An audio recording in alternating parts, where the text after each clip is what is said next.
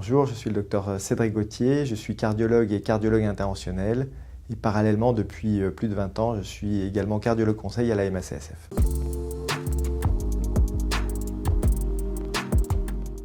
L'année 2019 pour nos confrères angiologues a été marquée par une discrète progression du nombre de plaintes, à savoir 11 plaintes contre 8 en 2018.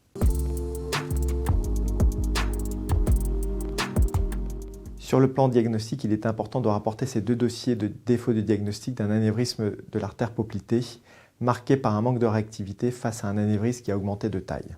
Dans ces deux dossiers, il a été reproché à nos confrères de ne pas avoir adressé suffisamment tôt ces patients à un chirurgien vasculaire.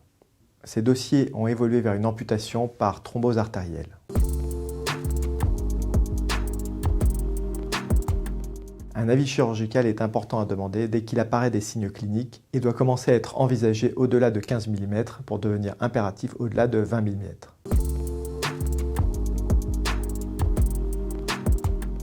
Il y a un autre dossier qui m'a interpellé en 2019. Il s'agit d'une embolie pulmonaire à la suite d'une sclérose à la mousse sur une varice de cuisse qui a entraîné un arrêt cardiaque avec un séjour prolongé en réanimation et en rééducation fonctionnelle, avec heureusement des séquelles modérées. Bien entendu, dans cette affaire, l'expert s'est penché sur la traçabilité de l'information délivrée à la patiente.